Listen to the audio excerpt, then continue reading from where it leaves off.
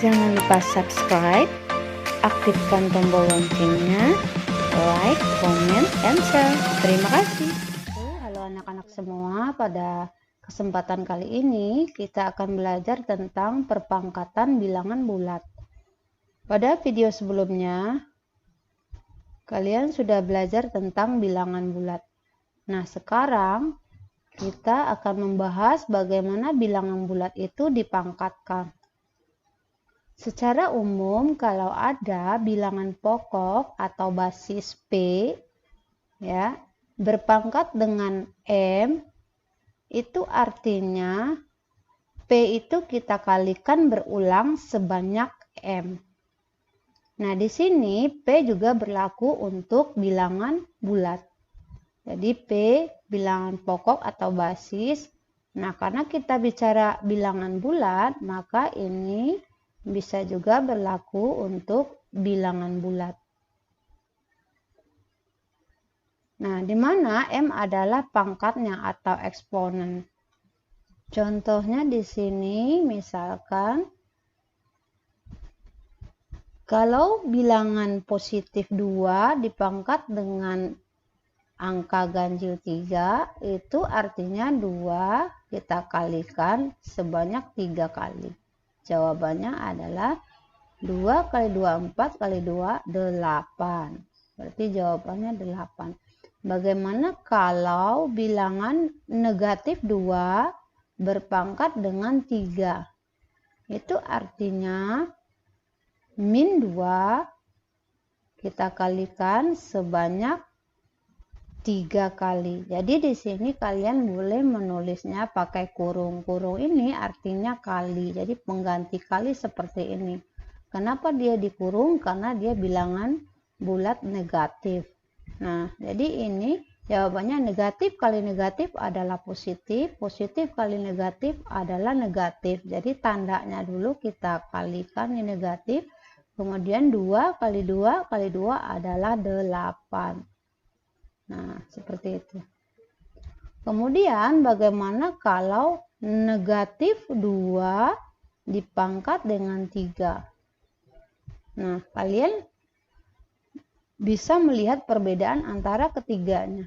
Kalau negatif 2 berpangkat 3, ini artinya negatifnya tidak dipangkatkan, hanya sebagai tanda, kemudian yang dipangkatkan hanya 2 dikali 2 dikali 2. Jadi berbeda dengan yang di atas ini, yang nomor 2 ini. Kalau yang nomor 2 ini keseluruhannya dipangkatkan 3. Kalau yang ini hanya angka 2-nya saja yang dipangkatkan. Tandanya tidak dipangkatkan. Jadi ini jawabannya adalah negatif 8. Oke, sekarang bagaimana kalau bilangan bulat dipangkatkan dengan angka genap? Contohnya di sini 3 berpangkat dengan 4. Artinya 3 kita kalikan sebanyak 4 kali. 3 kali 3 9, kemudian 9 kali 9 adalah 81. Bagaimana dengan min 3 berpangkat dengan 4?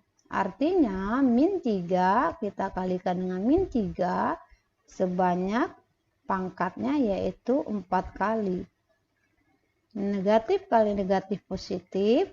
Di sini negatif kali negatif positif. Positif kali positif adalah positif. Berarti jawabannya di sini bertanda positif. Kemudian 3 kali 3 kali 3 kali 3 adalah 81. Jadi jawabannya adalah 81. Kemudian bagaimana kalau min 3 berpangkat 4? Artinya negatifnya di luar, ini 3-nya kita kalikan sebanyak 4 kali. Jadi jawabannya adalah negatif 81. Jadi kalian bisa membedakan ya. Kalau bilangan negatif berpangkat angka ganjil, maka pasti jawabannya bertanda negatif. Kalau bilangan negatif berpangkat angka genap, pasti jawabannya adalah bertanda positif. Baik anak-anak, selanjutnya kita bahas sifat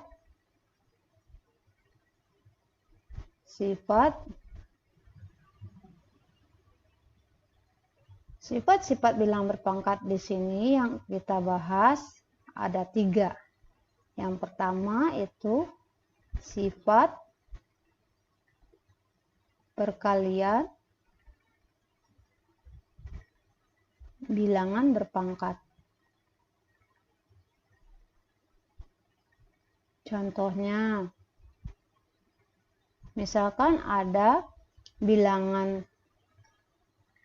pokoknya sama 3 berpangkat 2 dikali dengan 3 berpangkat 3.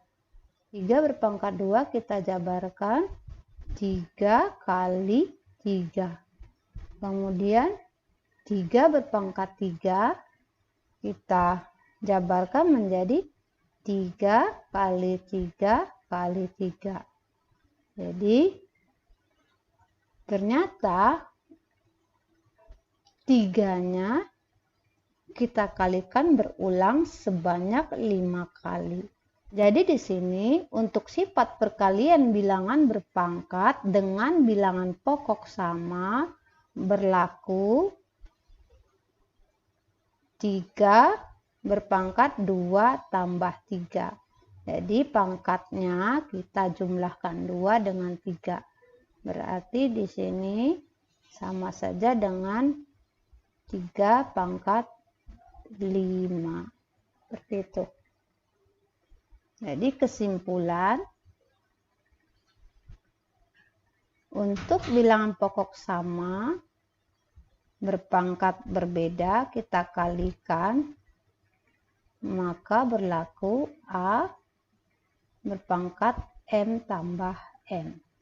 Contoh lain, hitunglah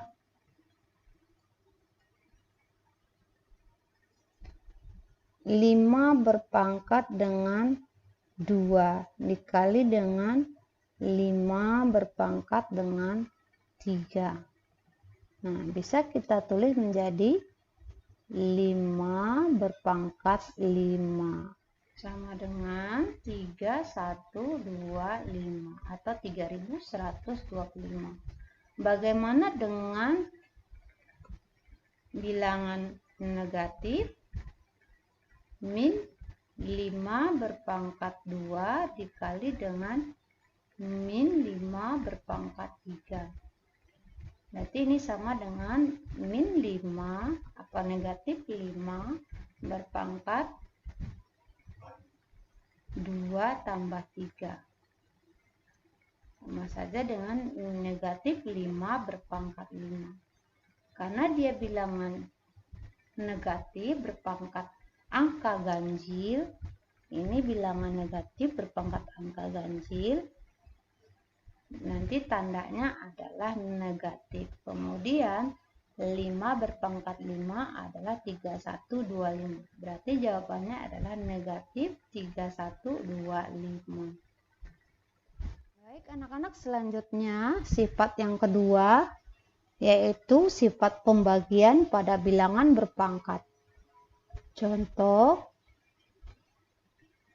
misalkan ada bilangan pokoknya 4, sama-sama 4, kemudian dibagi bilangan pokok 4 yang pertama berpangkat angka 4. Kemudian di sini 4 saja, artinya di sini 4 berpangkat 1. Nah, ini artinya sama saja dengan 4 berpangkat 4 dibagi dengan 4. Menurut arti bilangan berpangkat, 4 pangkat 4 adalah kita kalikan sebanyak 4 kali.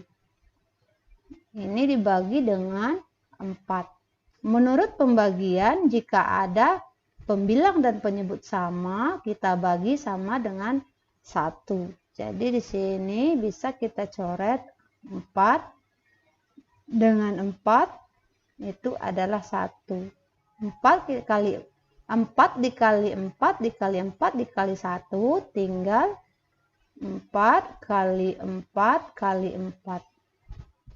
Nah, ini sama saja dengan 4 berpangkat 3. Dan ternyata untuk sifat pembagian pada bilangan berpangkat bisa kita sederhanakan menjadi 4 pangkat 4.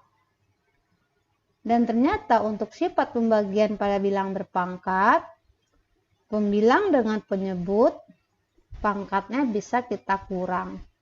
Berarti 4 berpangkat 4 dikurang dengan 1. Karena di sini artinya 4 berpangkat 1. Untuk berpangkat 1 tidak ditulis angka satunya. Jadi ini jawabannya 4 pangkat 3. Jadi sama ya anak-anak. Nah, dimana 4 pangkat 3 itu 4 kali 4 kali 4 adalah 64. Ini juga 64.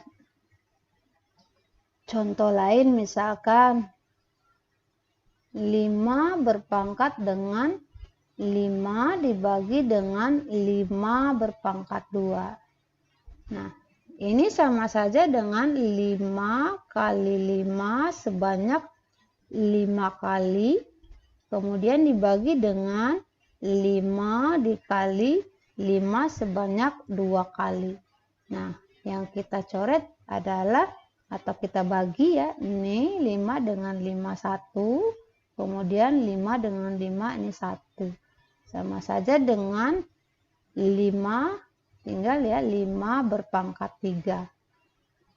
Atau cara lainnya bisa kita simpulkan 5 berpangkat 5 dibagi dengan 5 pangkat 2 sama saja dengan atau 5 berpangkat 5 dikurang 2 sama dengan 5 pangkat 3. Jadi di sini sama ya anak-anak. Cara apa? Jadi di sini sama ya anak-anak. Caranya lebih simpel kalau kita memakai kesimpulan. Jadi untuk sifat pembagian pada bilangan berpangkat dengan bilangan pokok sama-sama A, pangkatnya berbeda, itu berlaku A berpangkat M kurang N. Seperti itu. Selanjutnya anak-anak, bagaimana sifat perpangkatan pada bilangan berpangkat? Contohnya, misalkan ada bilangan berpangkat ya 2 pangkat 3, kemudian dia dipangkatkan lagi dengan 2. Nah, menurut arti atau definisi bilangan berpangkat, 2 pangkat 3 kita kalikan berulang sebanyak pangkatnya, yaitu 2. Berarti kita kalikan berulang sebanyak 2 kali. Nah, ini sama saja dengan 2 berpangkat 3 tambah 3, yaitu 2 pangkat 6. Nah, kemudian bagaimana kalau misalkan 2 berpangkat 3, kemudian berpangkat lagi 3. Nah, ini sama saja dengan 2 berpangkat 3 kita kalikan sebanyak pangkatnya, yaitu pangkatnya 3. Berarti kita kalikan sebanyak 3 kali. Nah, ini sama saja dengan 2 berpangkat 3 tambah 3 tambah 3, atau 2 pangkat 9. Kalau begitu, kalian bisa lihat. Ini 2 berpangkat 3 berpangkat 2 sama saja dengan 2 pangkat 6. Dan ini 2 berpangkat 3 berpangkat lagi dengan 3, itu sama saja dengan 2 pangkat 9. Melihat dua pola yang tadi, berarti Kalau bilangan berpangkat dipangkatkan lagi, maka pangkatnya kita kali. Jadi ini sama saja dengan 2 berpangkat ininya ya 3 kali 2. Berarti di sini sama saja dengan 3 kali 2. Jadi 6 di sini sama saja dengan perkalian 3 dengan 2. Dan 9 di sini sama saja perkalian 3 kali 3. Jadi sama saja dengan 2 berpangkat 3 kali 3. Jadi kesimpulannya apa? Jadi kalau ada bilangan berpangkat M, berpangkat lagi dengan N, maka berlaku bilangan pokok itu berpangkat M kali dengan N. Seperti itu. Semoga sampai di sini kalian paham ya anak-anak, dan diulang lagi di rumah biar lebih paham lagi. Oke, sampai di sini mudah-mudahan kalian paham, dan setelah ini kita akan bahas beberapa contoh soal yang berkaitan dengan bilangan berpangkat dan sifat-sifatnya. Terima kasih anak-anak sudah menyaksikan video ini. Mohon maaf jika ada kesalahan. Assalamualaikum warahmatullahi wabarakatuh.